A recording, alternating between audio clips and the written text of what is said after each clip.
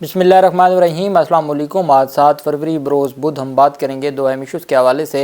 पाकिस्तान तहरीक इंसाफ के सरबराह इमरान खान की अहाता Islamabad high court से जो गिरफ़्तारी हुई थी और उसके बाद फिर सुप्रीम कोर्ट ऑफ पाकिस्तान ने उस गिरफ़्तारी को कलअदम करार दिया था, तो कुछ गाइडलाइंस दी गई थी सुप्रीम कोर्ट ऑफ पाकिस्तान की जानिब से। इमरान खान के केस में जो तौहीन अदालत की कार्रवाई उस वक्त शुरू की गई थी आमिर फ़ारूक साहब की जानिब से, उसमें तो वो गाइडलाइंस पर अमल दरामद ना हुआ। लेकिन चूँकि आज केस था जस्टिस अरबाब मोहम्मद ताहिर साहब के पास, उन्होंने बड़े तगड़े अंदाज में अहाता इस्लामाबाद हाई कोर्ट से गिरफ़्तारी पर ना सिर्फ जिस मुलज़िम को गिरफ़्तार किया गया उसको रिहा किया है, बल्कि अदालत ने पुलिस के ख़िलाफ़ सख्त एक्शन ले लिया है।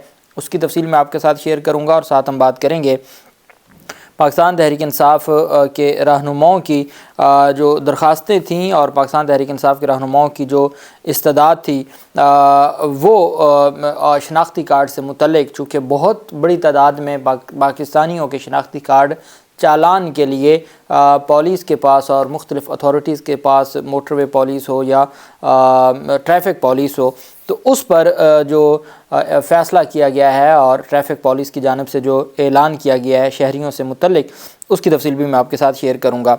सबसे पहले तो मैं आपको बताता चलूँ कि किला सैफुल्लाह में जमीयत उलमा इस्लाम फ़े के दफ्तर के करीब जो धमाका हुआ है और जिसमें 12 मासूम अफराद की डेथ हो गई है और मुतअद्दिद अफराद ज़ख्मी हैं। मौलाना अब्दुल वासे के इंतखाबी दफ्तर के करीब ये धमाका हुआ है और धमाके में 12 से ज़ायद लोगों की डेथ हो गई है।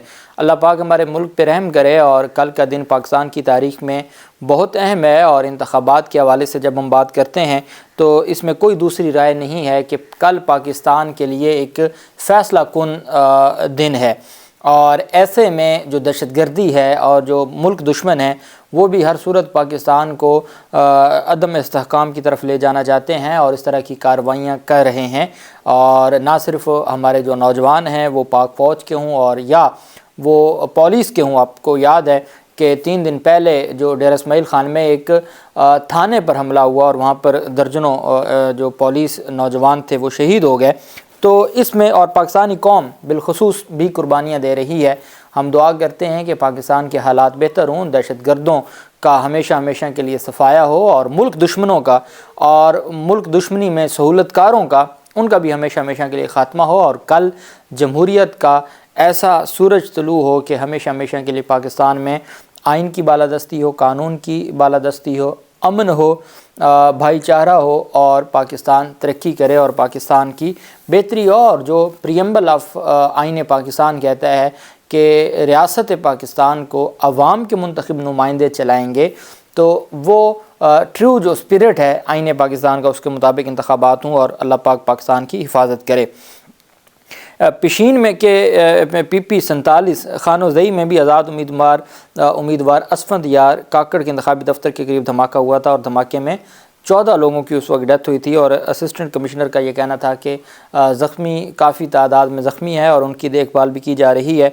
तो इंतखाबात से चंद घंटे पहले इस तरह के जो हमले हैं तशवीशनाक हैं, लेकिन पाकिस्तानियों घबराना नहीं है और हमने हर सूरत इंतखाबात के लिए पोलिंग स्टेशन जाना है, ख़ुद जाना है, अपनी फैमिली को लेके जाना है, अपने दोस्तों को लेके जाना है और वहाँ जाके हमने वोट कास्ट करना है और अपने वोट पर आइन और कानून के ज़रिए पहरा भी देना है। दूसरी जानिब इलेक्शन कमीशन ऑफ पाकिस्तान की जानिब से जो प्राइवेट नेटवर्क इस्तेमाल करने के हवाले से जो EMS सिस्टम है उसके हवाले से इलेक्शन कमीशन ऑफ पाकिस्तान ने जो आज ब्रीफिंग दी है, इलेक्शन कमीशन कह रहा है कि नताइज के लिए प्राइवेट नेटवर्क इस्तेमाल कर रहे हैं, यकीन दिलाते हैं EMS स्पेशल सॉफ्टवेयर है और इसमें कोई भी किसी तरह का शक ना किया जाए। इलेक्शन कमीशन के DG इंफॉर्मेशन टेक्नोलॉजी खिज़र अजीज़ ने कहा है कि नताइज के लिए प्राइवेट नेटवर्क इस्तेमाल किया जा रहा है और कौम को यकीन दिलाते हैं कि इलेक्शन मैनेजमेंट सिस्टम EMS एक स्पेशल सॉफ्टवेयर है। DGIT इलेक्शन कमीशन ने कहा कि इस मरतबा RTS इस्तेमाल नहीं हो रहा। कौम को इत्मीनान दिलाते हैं कि इलेक्शन मैनेजमेंट सिस्टम एक स्पेशल सॉफ्टवेयर है। इलेक्शन मैनेजमेंट सिस्टम 859 रिटर्निंग अफसरान के दफ्तर में दिया है। RO दफ्तर में 4 डाटा एंट्री ऑपरेटर हैं, 4 लैपटॉप और IT इक्विपमेंट दिए हैं। DGIT ने बताया कि प्रिजाइडिंग अफसरान के मोबाइल में भी EMS इंस्टॉल किया है। प्रिजाइडिंग अफसर अपने मोबाइल पर फॉर्म 45 की तस्वीर लेकर रिटर्निंग अफसर को भेज देगा। اگر سگنل نہیں آ رہا ہے تو جب سگنل آئیں گے تو فارم 45 خود بخود آر او کے پاس پہنچ جائے گا، اور پریزائڈنگ افسر کو سیکشن 95 کے تحت آر او کے پاس جانا ہے۔ پریزائڈنگ افسر اپنے موبائل پر فارم 45 ریٹرننگ افسر کو دکھا سکتا ہے۔ فارم 45 پر پریزائڈنگ افسر کے موبائل میں خود کار طور پر لاک ہو جائے گا۔ آر او فارم 47 بناتے وقت تسلی کر لے گا کہ پریزائڈنگ افسر کے موبائل میں فارم 45 موجود ہے۔ خضر عزیز نے بتایا ہے کہ آر او آفس میں قومی اور صوبائی اسمبلی کے لیے لگے کمپیوٹر 3 موڈ میں کام کر رہے ہوں گے۔ آر او آفس میں لگے کمپیوٹر میں آن لائن ڈیٹا انٹری ہو رہی ہوگی۔ اگر data network connectivity down ہوتی ہے تو سافٹ ویئر آف موڈ میں کام کرتا رہے گا۔ آن لائن اور آف لائن کے علاوہ تیسرا ٹول بھی رکھا ہوا ہے۔ انہوں نے کہا کہ پچھلی مرتبہ رزلٹ مینجمنٹ سسٹم نے اچھا کام کیا تھا، یہ اس کا امپروو ویژن ہے۔ دھند کا بھی بندوبست کیا ہوا ہے، یہ جی پی ایس سے کنیکٹڈ ہے، ہم کو انٹرنیٹ یا پبلک نیٹ استعمال نہیں کر رہے۔ نتائج کے لیے پرائیویٹ نیٹ ورک استعمال کیا جا رہا ہے۔ الیکشن کمیشن کا اپنا ڈیجیٹل انفراسٹرکچر ہے جسے فائبر آپٹک سے کنٹیکٹ کیا ہے، جہاں فائبر آپٹک نہیں وہاں سیٹلائٹ ہے۔ ساتھ انہوں نے اسپیشل سیکرٹری الیکشن کمیشن ظفر اقبال کا کہنا ہے کہ پریزائڈنگ افسر پولنگ اسٹیشن کے باہر رزلٹ بھی چسپاں کرے گا۔ عام طور پر ہارنے والے امیدوار کے پولنگ ایجنٹ چلے جاتے ہیں، جانے والے پولنگ ایجنٹ کو تو ہم نہیں روک سکتے۔ انہوں نے کہا کہ پولنگ اسٹیشن میں موجود تمام پولنگ ایجنٹ فارم 45 پر دستخط کریں گے۔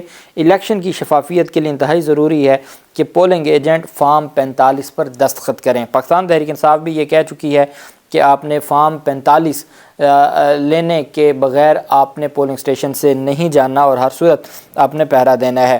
دوسری جانب چونکہ چالان ہوتے ہیں اور ہر شہر میں یہی ہوتا ہے، مختلف شہروں میں چالان ہوتے ہیں اور ہزاروں اگر لاکھوں نہیں تو ہزاروں شناختی کارڈ چالان کے لیے پڑے ہوتے ہیں ٹریفک پولیس کے دفاتر میں۔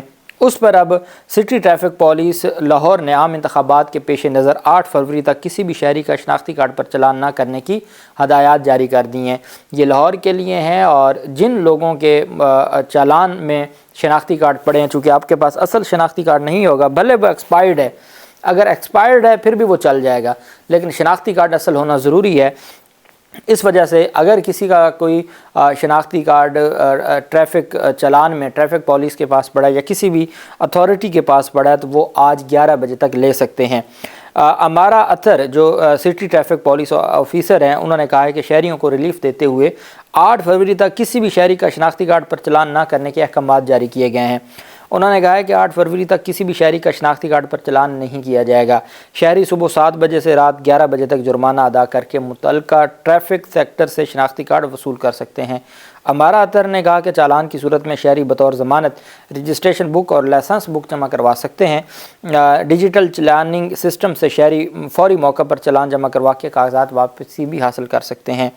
انہوں نے واضح کیا کہ ٹریفک قوانین کی خلاف ورزیوں پر کارروائی معمول کے مطابق جاری رہے گی۔ سی ٹی او نے مزید بتایا کہ 10 روز تک چالان جمع نہ کروانے پر کاغذات متعلقہ ضلع کچہری جمع کروا دیے جاتے ہیں، جس کے بعد شہری کو کاغذات پھر عدالتی کارروائی مکمل کر کے دیے جاتے ہیں۔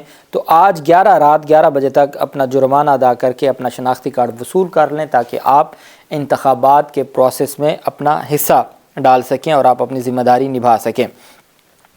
اب ہم آ جاتے ہیں جو عدالت کی جانب سے احاطہ عدالت میں احاطہ اسلام آباد ہائی کورٹ میں ایک خاتون کو ایک ملزمہ تھیں ایک مقدمے میں، ان کی گرفتاری سے متعلق چیف جسٹس پہلے عامر فاروق صاحب نے عمران خان کی گرفتاری سے متعلق جو درخواست خارج کی تھی، اور اب جسٹس ارباب محمد طاہر صاحب نے عمران خان کیس میں جو سپریم کورٹ کی گائیڈ لائنز تھی اس پر عمل درآمد کر کے دکھایا ہے۔ عدالت نے اختیارات سے تجاوز کرنے پر ایس پی انویسٹیگیشن کو 12 فروری کو ذاتی حیثیت میں طلب کر لیا ہے۔ عدالت نے اپنے تحریری حکم نامہ میں کہا کہ ملزم سیف الرحمان کی درخواست ضمانت سنی گئی۔ دوران سماعت ملزم بیٹے کی ماں کمرہ عدالت میں موجود تھی۔ اے ایس آئی زاہد حمید نے خاتون کو احاطہ عدالت سے گرفتار کیا۔ اب اس میں ملزم کون تھا؟ سیف الرحمان تھا۔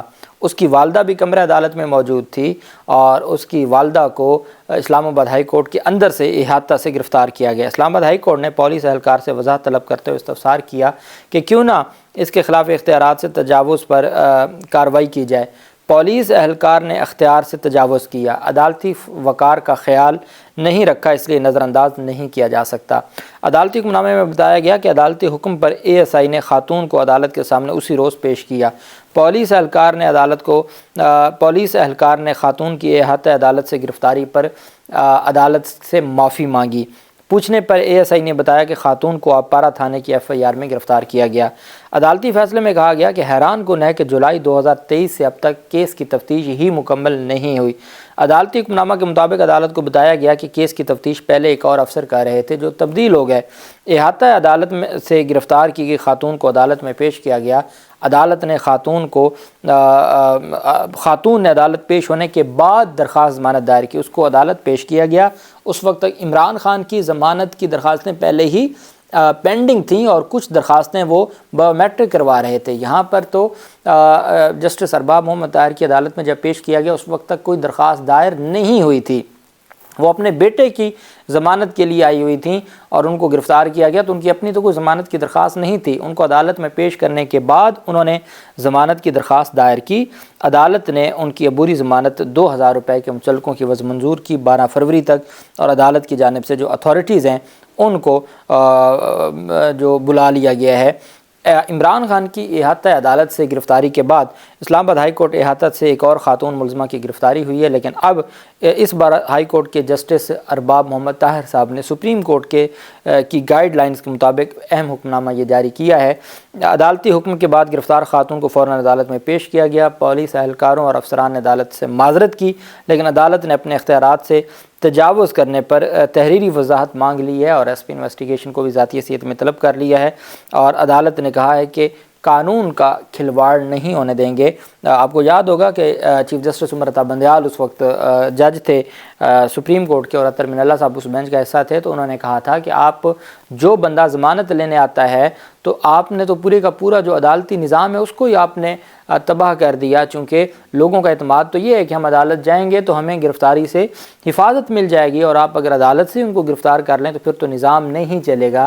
تو جسٹس ارباب محمد طاہر صاحب نے اسی سپریم کورٹ آف پاکستان کی گائیڈ لائنز پر عمل درآمد کرتے ہوئے نہ صرف اس گرفتاری کو غیر قانونی قرار دیا ہے، ان کو رہا کیا ہے، ان کو ضمانت دی ہے، بلکہ پولیس افسران کے خلاف ان کی عدالت کے سامنے معافی مانگنے کے باوجود کارروائی کو آگے بڑھانے کا بھی حکم جاری کیا ہے۔